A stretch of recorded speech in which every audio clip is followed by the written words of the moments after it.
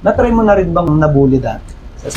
Shampoo, pang shower. Shower. Sa akin, itinapat sa mukha ko yung ganun. Ganun yung mga experience ko eh. Hi guys, good afternoon. Nandito tayo sa Barangay Marinig, Cabuyao, Laguna. At kasama natin ngayon ang champion at batikang competitor na si Miss Kay Maravillo. May tanong lang ako, ma'am. Ilang taon ka nung nag-start ka sa salon? Siguro nag-start ako na magkaroon ng pananaliksik or kaalaman sa salon at the age of 16. Siguro experience ko yung 16 years old. Tapos nakikisama or nangangamuhan muna ako sa mga kilala kong mga may edad na mga hairdresser. Naka-experience ka ba ng parang pinanghinaan ka ng loob or nawalan ka ng pag-asa na bakit ganito, hindi naman ako pinagpapala? Siguro mas prepared ko na pinanghinaan ako siguro nung panahon na may sarili na akong mga negosyo. At the same time, meron ako mga in-invest na tulad ng mga bahay ko. Mas mahina ang negosyo, tulad ng salon. Lahat ng mga naipundar ko ng mga negosyo mahina. Siguro minsan talagang parte ng isang negosyante o ng isang naghahangad na magkaroon ng magandang buhay, yung pinaghihinaan. Kumbaga nagka-struggle ka rin dati. Lahat naman siguro dumadaan sa ganun eh. Pero kailangan laban lang. Bali, ilang taon ka na sa industriya ng salon? Sa industry ng salon, since it started 2007-8, nag-start na ako mag-salon. Then hanggang ngayon, siguro mayroon na akong mga 21 years. Bakit mas ginusto mo mag-salon kaysa sa ibang trabaho? Namulat ako sa salitang kumita. Siguro yung salon ang Nice. nakagisnan ko na trabaho at mas mabilis ako nagkaroon ng mga pasukan. Kasi syempre maraming LGBT sa salon, kaya natry ko makipagkaibigan sa kanila hanggang sa nakapagtrabaho na ako doon. Simula sa tagalinis-linis muna ng salon, shampoo girl, assistant. Na-try mo na rin bang nabully dati sa salon? Siguro lahat dumadanas ng ganun eh. Nabubuli tayo, discrimination. Especially mga bago pa ako, hindi ko makalimutan yung sa Index.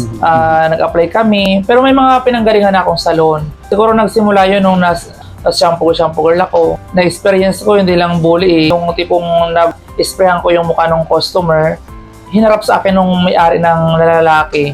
Shampoo, pang shower. Sa akin itinapat sa mukha ko yung ganun. Ganun yung mga experience ko eh. Tapos nung nag-try naman ako na meron ako experience sa ibang salon, nag-try ulit ako ng Index na ganun. So, ang apply ko is hairdresser kasi marunong na ako konti kahit paano. Natanggap. Kaso nga lang meron talagang mabait na LGBT na naging parang kapatid-kapatiran ko. Doon pa lang sa application na nag-apply kami. Bali nag-pretend siya na marunong ako manicure, pedicure, pamamaraan para lang makapasok ako doon sa sa salon ng Index. So, bali yun na yung pinaka-worst na na-experience mo sa pagsasal. Sa ilang taon mo na sa salon, ano-anong mga natutunan mo? Hindi mo na mabilang pag sanay mo natutunan. Kasi umpisa, talagang hindi ka pa masyadong marunong. So habang tumatagal ka sa salon, at pag pinag-iigihan mo yung trabaho mo, minamahal mo yung trabaho mo, mas marami ka pang matututunan na kaalaman, mas lalawak pa ang kaalaman mo sa industry ng salon. So mas gagaling ka. Pag sinabi natin mas magaling, mas kikita ka ng mas malaki. Mas magkakatiwalaan ka ng marami ng customer. Pag empleyado ka, ano ang mga dapat mong gawin? Naranasan ko na naging empleyado ako. Number one siguro yung magkaroon or ibigay mo yung tiwala ng may-ari. So para magtiwala ang may-ari sa iyo, gawin mong tama yung trabaho mo. Maging masipag ka, kung gumawa ng kamalian, gumawa ka lang ng tama. Gawin mo kung ano yung nararapat na pag-entertain sa tama sa customer, yung paggawa ng maayos na mga service para magtiwala yung mga customer. Mas malaking tiwala ang binibigay sa iyo ng may-ari. Ano ang pinagkaiba nung empleyado ka at ng business owner ka? Siguro para sa akin kasi mas less talaga yung stress pag nangangamuhan ka. Pag nangangamuhan ka naman, parang yung sa kasabihan ng isang Pilipino na walang yumayaman sa nangangamuhan. Totoo naman siguro yung ganun. Yun nga lang siguro yung mas discouragement pag nagiging tauhan. So may hangganan yung kinikita mo sa trabaho mo araw-araw. Advantage naman pag may-ari ka na, kailangan mo talagang aralin ang management. Kailangan alam mo yung strategy, pakikisama sa customer or sa mga tauhan mo din, tamang pamamaraan sa loob ng salon para mas lumago yung negosyo. Tsaka advantages kung may-ari ka, malakas ang kita, marunong ka lang tumimbang, makakapag-invest ka pa ng ibang branch. Ayon doon sa salon na ibinuksan mo, kung maganda ang serbisyo ninyo. Umattend ka ng mga competition, di ba? Tapos nananalo ka. Ano yung mga sikreto mo? Bakit naabot mo yung pangarap mo? Hindi yung sikreto dapat natin gawin bilang isang tao. Siguro ang pinanghahawakan ko kaya maswerte ako sa salitang competition. Kasi number one, pinapanata ko yung isang laban.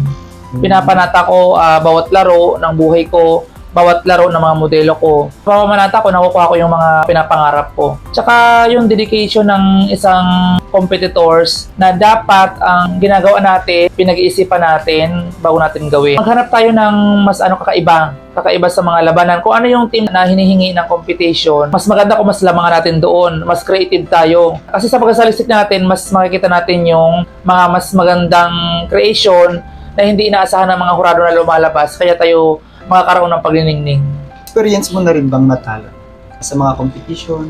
Sa unang competition, talagang mararanasan mo yung gano'n na pagkatalo. Pero siyempre yung pagkatalo na yun ang gawin mong inspiration para maabot mo yung mga pangarap mo na kapanalunan. Siguro, tiyaga lang kasi lahat naman ng laban, may panalo, may talo. Siguro pag natalo ka, maging bigay aral sa iyo yung pagkatalo, tapos paghandaan mo yung panibagong laban. Pag alam mo sa sarili mo na ready ka, binigay mo yung lahat ng best mo, positivity, may kapanalunan na darating sa iyo at marireceive mo yung salitang winner. So siguro sa lahat naman ng natalo, laging may palaisipan kung bakit natalo ka. Huwag mo i-hurt yung sarili mo para sumuko ka sa laban. Aralin mo yung mga competition ng isang kumpanya tulad ng AirAsia, Sarike Reyes, or BBS. Aralin yung creation na gagawin nyo para sa sunod, sure kayong mananalo. Ano yung pinakamabigat na laban mo ng competition? Yung talagang kalaban mo at saka ikaw nag-aagawan sa parang Mahirap lumaban sa salitang national competition. The moment na lumalaban ako, never ko na sinet sa sarili ko na parang mas magaling yung kalaban. Talagang tinatatak ko sa sarili ko na na mag-stand out ako, mananalo ako. So kaya ko to. Kaya siguro, lucky God, talagang binibigay sa akin yung top 3 winner. So, at all the competition na inatinan ko sa national, lagi akong pinagapalad. Sabi ko nga, siguro yung kapangyarihan numero 1, siguro gagawin mo kakambal ng Panginoon para sa mga creation na gagawin mo or sa mga laban mo. Malagay mo makukuha ang kapanalunan. Sa mga salon owner na namumuhunan or gusto magnegosyo, gustong kumita, gustong lumago ang negosyo, mas maganda siguro kung namumuhunan ka, nakatuto ka sa salon na ipapatayo mo. Mas maging open-minded ka sa tauhan mo para mas makakaintindihan kayo. So, kailangan adjustment ka sa tauhan mo para tumatakal din yung tauhan. So, kung ano yung gusto mo ipa-implement sa salon mo at alam mo na tama naman yung ini-implement mo, ilapit mo sa mga tauhan mo para nakakaintindihan kayo. Paano naman po dun sa sa mga gusto pa lang pumasok sa pagiging hairdresser? Example ako, wala akong kaalam-alam, gusto kong maging hairdresser at gusto kong marating din kung ano yung narating nyo. Kumbaga, gagawin kong inspirasyon para kung ano yung naabot nyo, sisikapin kong abutin din. Kung mapagkumaba tayo, matyaga tayo sa sinasabing kaalaman, kasi kailangan natin magkaroon ng pagkapakumbaba para yung mga na mas magaling sa atin, magkaroon sila ng, bibigyan tayo ng pagtuturo or kaalaman para hindi sila magdalawang isip na turuan tayo. Tayo mismo na nagsisimula, maging magpakumbaba tayo, maging magalang tayo, at maging masipag, matyaga. Gusto ko lang i-share, Barangay Marinig, Cabuyao, Laguna. Dito po naka-locate si Miss Kay Maravillo. Siya yung nag-iisang kilala ko pa dito na na sumasali talaga sa competition at saka mapagkakatiwalaan talaga sa buhok. Hair and makeup pa pala. So ito rin pala sa mga pati masquerade, no? Masquerade tsaka hair and makeup. Costume, gowns. Costume, gowns. So ano pa yung mga in-offer niyo dito? Salon product. So pwede rin bumili. Tapos, kayo na nagtatayo ng gown or ikaw na yung designer, no? Designers, pero may mga iba na ako nag-create. Lahat ba ng gowns, mga wedding? Mga wedding. Most of all para sa mga GS, mga pageant, Dibo? mga dibo. So yun guys, tapos na yung interview natin kay Miss Kay Maravillo. So thank you. Thank you. po.